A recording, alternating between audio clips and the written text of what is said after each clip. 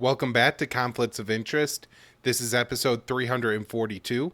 I'm the host, Kyle Anzalone. Today joined by co-host Connor Freeman. Connor, how you doing? I'm doing great, Kyle. How are you? Doing very well, Connor. Got a lot to talk about today, including the U.S. intervention in Haiti. That's right. We're looking at the Caribbean as well as trying to fight wars in Ukraine, North Korea, China, Iran, and Syria, Yemen.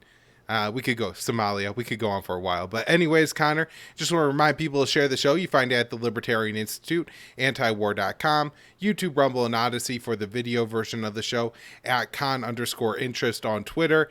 You can listen to the audio-only podcast version up anywhere you can listen to podcasts, also on the Libertarian Institute all podcast feed, along with the Scott and Horton Show. And you can support the show by doing your CBD shopping with Paloma Verde. Paloma Verde, CBD.com, promo code PEACE. There is a lot of great products at Paloma Verde, Connor, and anybody in our audience who uses that promo code PEACE is going to get 20% off when they spend $75 or more, and the show is going to get a kickback on that sale. So, Connor, top 2-3 recommendations. What do you love at Paloma Verde?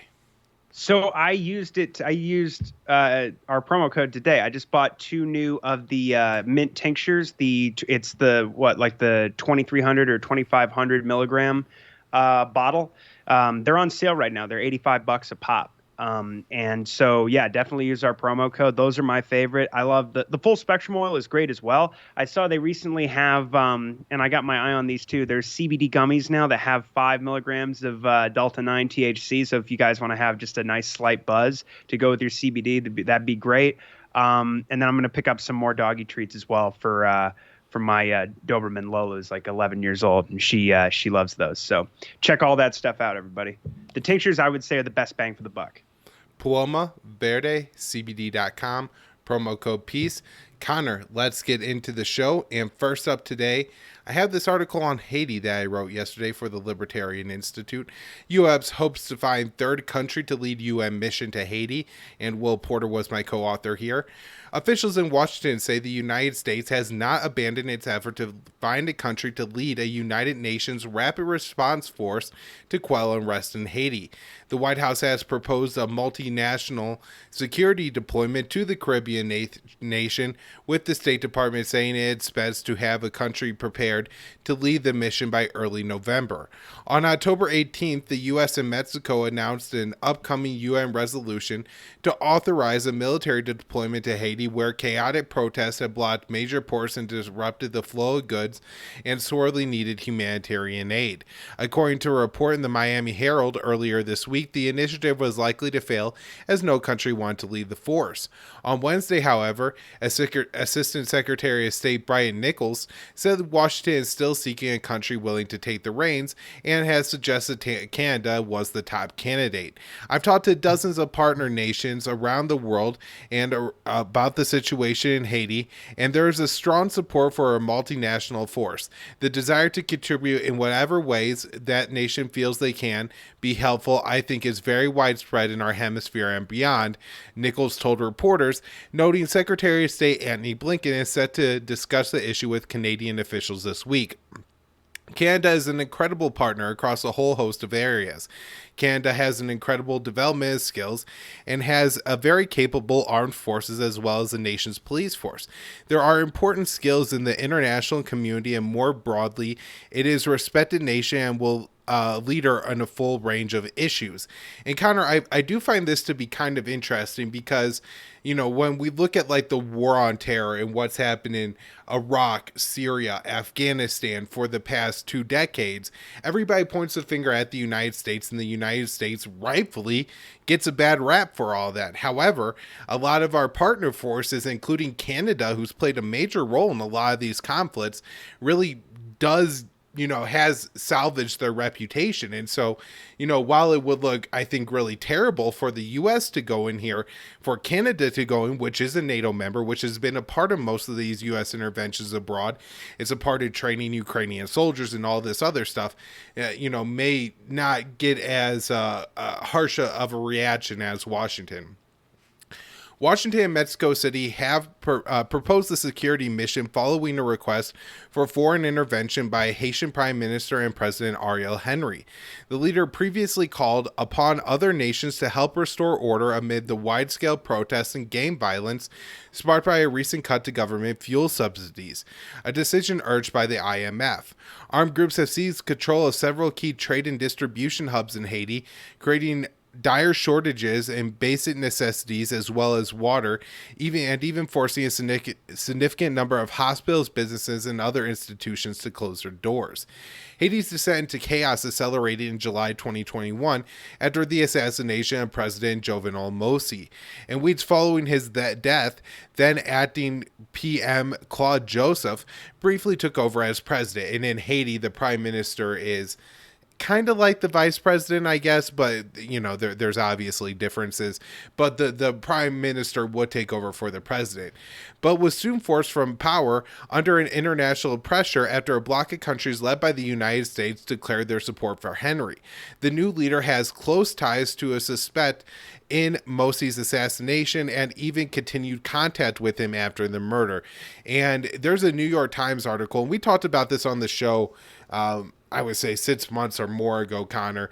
I think probably in January. And this suspect, the ties are pretty strong. I think there's a pretty good reason to believe that Henry was at least aware of the assassination if he wasn't in some way directly involved and supportive of it. Should the White House find a suitable nation to lead a UN security mission, Beijing and Moscow could ultimately stifle the effort. Both countries are permanent members of the UN Security Council, meaning they hold the power to veto any resolution that might authorize action in Haiti, and have questioned the wisdom of such a deployment. Some Haitians have also voiced objections to any Western military presence in their country, likely giving the violent history of foreign interventions there, including a U.S. intervention and military occupation between 1915 and 1934, following a previous presidential assassination. And Connor, this is, I think, a real concern that we could see some kind of intervention here completely fly under the radar. But you had the Biden administration, and the Democratic Party in the United States has like this savior complex where anytime something goes wrong around the world, they feel like we have to go in.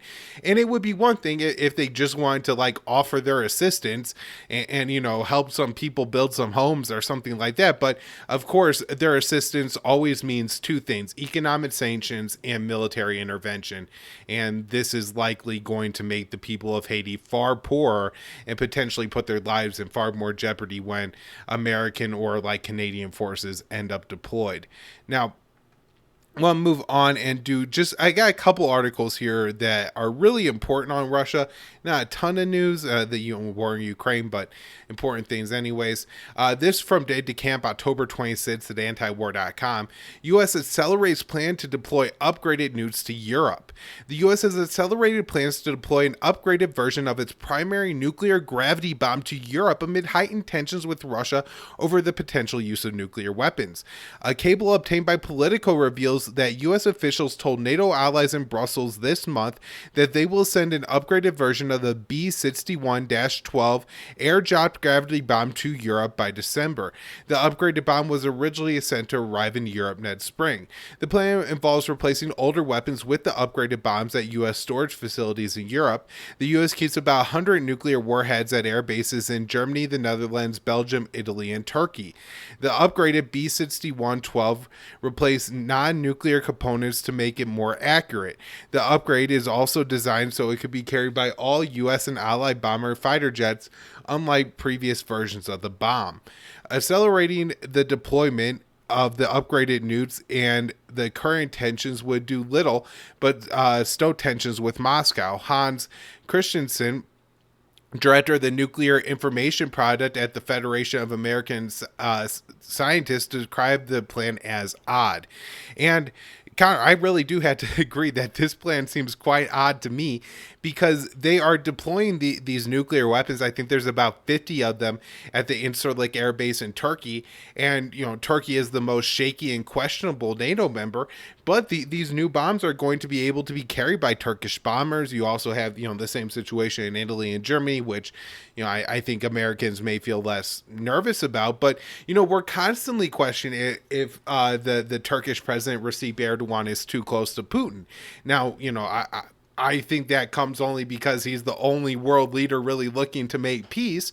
But at the same time, that response for them to feel this guy is too close to Putin and then we're going to give them upgraded nuclear weapons is quite striking. Connor, it also seems like this would have been a fantastic opportunity for the White House to de-escalate the situation. Say, hey, to Moscow, we have plans to send these upgraded bombs to Europe, but we're willing to hold off on that if Russia is, say, willing to hold off on some kind of nuclear drills or some kind of nuclear deployment or something like that. But nothing happens there. Now, Russia is also holding its nuclear drills. I discussed the possibility that this was going to happen on a pretty recent show, Connor. Usually around the same time that Russia carries out the Steadfast Noon war, or that NATO carries out the Steadfast Noon war games that we broke down a couple times on this show, Russia will carry out the Grom war games. And Russia says that their war games are a response to the American war games and simulate a Russian response to an American nuclear strike. So that's going on in Europe right now. Now, as we are discussing a little bit before the show, Connor, but this is really important. European allies worry U.S. might reduce support for Ukraine. The Washington Post reported on Wednesday that the U.S. European allies are concerned that U.S. may dial back its support for Ukraine if Republicans are victorious in the upcoming midterm elections. And Connor, I have been thinking for quite some time now. I even wonder if the Democrats may be a little bit less willing to support Ukraine after the midterm elections. How much of, the posture and the support for Ukraine, this idea that we can never waver in our support for Kiev, is really just all about, trying to win votes in November, because everybody in Washington knows that's the way, you appeal to the American people. We saw that with the recent Progressive Caucus letter. So far, this is from Day to Camp, by the way, at antiwar.com. Spending billions on the war in Ukraine has had a strong bipartisan support in Washington. The concern in Europe seems to be made from comments by House Minority Leader Kevin McCarthy, who said the Republican-controlled House won't be willing to write a blank check for Ukraine. Now, Connor, to my understanding, this comment was more made in the sense of maybe we should have some kind of monitoring systems for where the arms are going. This was a request made by Rand Paul several months ago to essentially put in charge a special investigative general like we have with the Afghan war effort. And I don't think anybody would argue that John Sopko's office for the Afghan war had produced negative results. It was very good that he was doing the work that he was doing and exposing the corruption that he was exposing. And, while ultimately that war effort failed, you have to imagine that, that corruption being rooted out and exposed by, the special investigative general ultimately does make the war effort more effective. Not that I necessarily support that, but if all these weapons are being funneled off in lost places, that's a real problem. Dave goes on to write, but it's not clear if a Republican majority would make much of a difference, as other GOP leaders downplay McCarthy's comments and promise more aid to Ukraine. And, the response to this, Connor, seems to be a bipartisan effort in Congress ready to pass a $50 billion aid bill for Ukraine, preemptively, just in case the Republicans decide they're not very willing to write a blank check to Kiev, which we know they will be. Look, there is Thomas Massey. He's going to vote on the right way. You have, 4 Republicans in the Senate, and usually between Hawley and Lee and Paul and somebody else, one of them will vote the right way, although you can't really count on any of them in any particular situation. And so, one senator, a handful of representatives not willing to go along with something that has otherwise complete bipartisan support isn't going to matter. So this is all a bunch of worrying over nothing, and I think it has more to do with politics. That the Europeans would prefer, a Democratic House and Senate that's going to support the policies of President Biden. Because if you look, I was just looking yesterday, Connor, like half of the aid that's and way more than half, but huge percentages of the aid that's been provided to the Ukraine is coming from the United States. It's not coming from the European partners. So, Connor, let me kick it over to you to talk about Middle East stuff. I think primarily centering around Iran. Yeah, and we've got some Ukraine news as well, just because they keep trying to rope Iran into this whole war. But anyway, so we've got. So we'll start with this. This is Dave DeCamp on October 24th. So Israel is bombing Syria quite a bit in the last week. There have been 3 separate strikes after about a month of no strikes, which is unusual. So because usually Israel is bombing Syria every week. So this is Israeli airstrike injures Syrian soldier in Damascus. So a Syrian soldier was injured by this airstrike that targeted Damascus on Monday. All 3 strikes have targeted Damascus or areas around Damascus. And the strike was launched in the afternoon, which is rare because usually these attacks happen at night. Syria's defense ministry said that some of the missiles have been intercepted by the air defenses. According to the Cradle, the Syrian Defense Ministry said, quote, the Israeli enemy carried out an airstrike with rockets from the north of occupied Palestine, targeting some points in the vicinity of Damascus. Our air defenses confronted the Israeli missiles and shot a number of them down. The aggression resulted in the injury of a soldier and the infliction of some material losses. So Monday's strike was the second of these 3 attacks. On Friday, the Israeli strikes hit suburbs of Damascus. But again, only material damage was reported. The Friday, again, this is the first strike in over a month. And it's just important to know that, I mean, these strikes often target civilian infrastructure. It's usually framed as, of course, that Israel is just attacking Iran and Syria, but very often it's, Syrian Arab army soldiers or even civilian areas like suburbs of Damascus, like in this example, or some of the worst strikes that have happened this year have been these attacks on the airports in Damascus and Aleppo. The strike that bombed out the only runway they hadn't destroyed yet at the Damascus airport in June, halted aid deliveries from the UN aid deliveries for 2 weeks. All right. So now then, this is the third strike. This is from Jason Ditz. This is up at antiwar.com today. This is from the 26th. So they've attacked Damascus for the 3rd time. They launched, again, these are missile attacks against Damascus, again, mirroring the others with locals reporting explosions and some damage caused, and state media saying that Syria had intercepted some of the missiles that have been fired. So far, no word on any casualties, but it's not unusual that later on we'll find out that somebody actually did die, and the casualties are reported later. Okay, so this is from Middle East Eye. This is Russia-Ukraine war. Zelensky blames Israel for Iran's alliance with Moscow, getting back to this whole issue about the dispute over whether these Russian Uranium-2 drones that are being used in Ukraine are actually Shahed 136 drones that Iran produces that are repainted with different tail numbers and this kind of thing. So far, I mean, Tehran and Moscow totally deny this. And I haven't seen any definitive evidence that's been produced yet. But, the Europeans, the Americans, and the Israelis and much of the mainstream media are acting like it's just a fact. And it's being used to, gin up further support for, of course, Kiev, but also to, demonize Iran and say, again, on top of everything else, the protests and the reaction to the protests, that you can't possibly continue to negotiate with Iran. And it's just, increasing tensions. The Europeans, like we covered last week, have already imposed sanctions over this. So Israel is at fault. Let's see. So Zelensky says that Israel is at fault for Russia's military cooperation with Iran. This is something that Zelensky said on Monday. He says, quote, this alliance of theirs would simply not have happened if your politicians had made only one decision at the time, the decision we asked for. Zelensky said this during a video conference organized by Haaretz.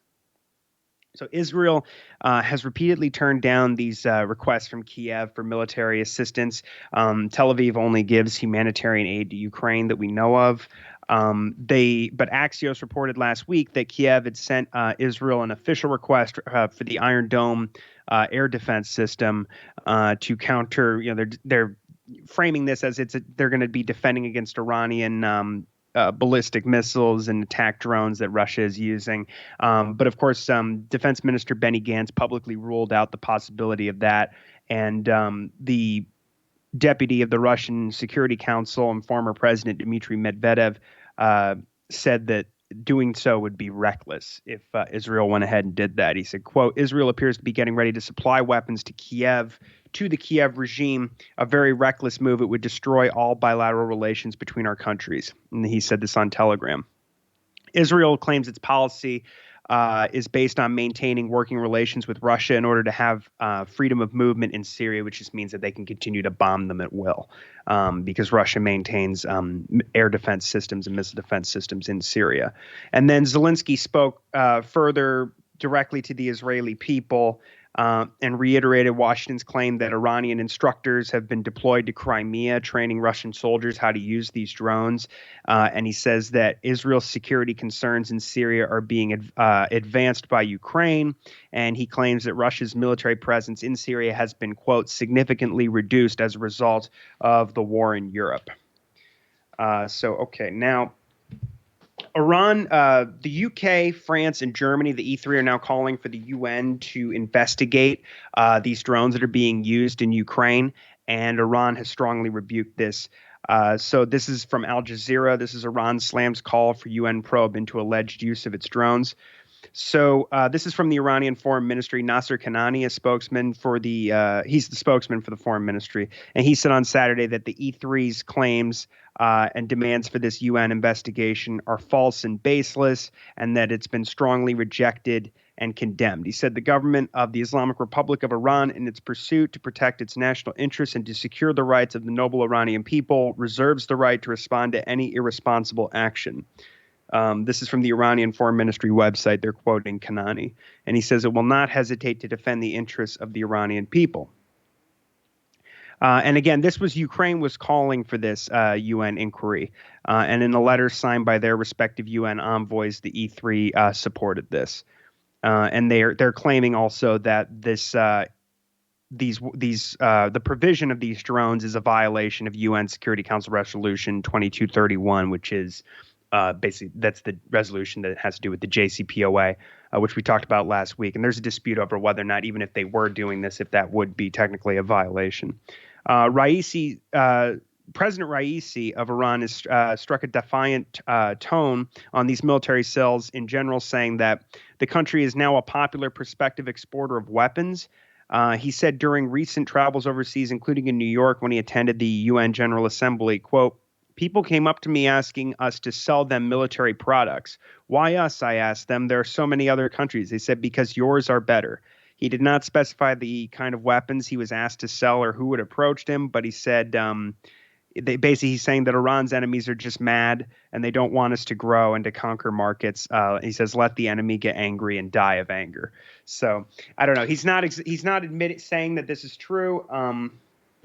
But partially the argument that they're making about the Security Council resolution, they're trying to restrict Iran's ability to sell weapons in general, not specifically just in Ukraine. So now there was a horrible attack that killed 15 people on a shrine in Shiraz in Iran recently, and the Islamic State is taking credit for this. This is from Middle East Eye if people want to check this out. So at least 15 people have been killed in this attack on a Shiite religious shrine in Shiraz, which is in southern Iran. And the attack took place at the Shah Shurgah Shrine early on Wednesday evening this week and was carried out by 3 armed men who entered the shrine, reports said. State TV said at least 19 people had also been wounded. They blamed the attack on Takfiris, referring to hardline armed Sunni Islamist groups. Noor News, which is a media outlet close to the Supreme National Security Council of Iran, says that the attackers do not have Iranian nationality. And then ISIS took responsibility, according to Reuters, for the attack on their Telegram channel. And it just says here, the Shiraz, located in south central Iran, is a popular tourism and pilgrimage destination. And the last attack similar attack that took place was in April of 2008 when a bomb was planted in a mosque and killed 14 people. So this week, the president, because Israel and the U.S. have very critical elections coming up, they're trying to gin up support. So we have Isaac Herzog, the president of Israel, meeting with Joe Biden, and they're basically patting each other on the back and saying that Iran is arming Russia and is also trying to obtain nuclear weapons, and we've got to stop them. So this is from Al Jazeera. With unrest in the West Bank, U.S. and Israeli presidents focus on Iran. So this says talks at the White House between the United States, between Biden and Isaac Herzog, have focused on Iran. The Israeli government said on Wednesday, as its military engages in a crackdown on Palestinian groups in the West Bank.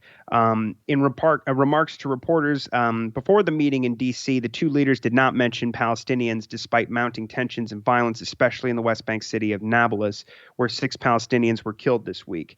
Herzog invoked the crackdown on anti-government protests in Iran instead. As he was sitting next to Biden in the Oval Office, he said, quote, "This is an example of Iran crushing their own citizens while moving forward toward nuclear weapons and supplying lethal weapons that are killing innocent civilians in Ukraine." He said, "I think the Iranian challenge will be a major challenge to be discussed." After the meeting, the Israeli president said in a statement that the two leaders discussed mainly the issue of Iran's pursuit of nuclear weapons. Now, Herzog, who serves in a largely ceremonial role, said that the partnership between the two countries transcends all political differences and opinions in parties. Biden reiterated pro-Israel statements that he said before. He actually said, were there not an Israel, we would have to invent one again before this meeting took place. And it's basically just more status quo. They're just trying to boost their chances ahead of these upcoming elections. And then we have new sanctions that have been imposed on Iran again this week from the U.S. This is from Dave DeCamp on October 26th. So the U.S. on Wednesday announced new sanctions on Iranian officials for their alleged role in cracking down on protesters inside Iran. Announcing the sanctions, Blinken said that the U.S. will continue to find ways to support protesters inside Iran. He says these measures target 14 individuals and 3 entities. And of course, the negotiations over the JCPOA are essentially dead. In fact, we've already had Ned Price announce recently that they're no longer focusing on the JCPOA, and what they're focusing on is helping the protesters and getting them more internet access. There's even discussion of whether or not the CIA is going to be sneaking in terminals for the Starlink internet services from SpaceX, and also. Now, the Times of Israel is reporting that from an Israeli official that the U.S. has soured on the talks of possibly even resuming talks with Tehran, that it's looking more and more unlikely. Now, these new sanctions are going after the IRGC and Iranians that work in the country's prison system, and they've been accused of censorship and surveillance of the Iranian people. And these sanctions were done to basically commemorating the 40th day since the protests began after the death of Masha Amini in police custody. It's still disputed over how exactly she died. But the narrative is that they basically beat her to death for not having, her head scarf, for not wearing it correctly. And now Iranian officials are saying that at least 30 Iran is accusing the U.S. and Israel of fomenting the protests, which they're now denouncing as riots. Iranian officials have said that 30 security officials have been killed by the demonstrators, including members of the IRGC. On Wednesday, it was reported that an IRGC member was shot dead by rioters. And so tensions just continue to rise. There's more and more protesters who are wielding guns. There's a great piece about this up at Moon of Alabama recently, and that's it. I mean, just we'll have to see what's going to happen, but I don't know what the future is with the way they're roping in Iran into this conflict in Ukraine, whether or not they are supplying the weapons. I haven't seen any evidence, as I said, but it's just becoming more and more intense in terms of the sanctions, and I'm not sure what other measure is going to be taken against Iran now. All right, Connor, thanks for the update. Thanks, everybody, for tuning into the show this week. We'll be back with more episodes next week. Thanks, Connor. Thank you.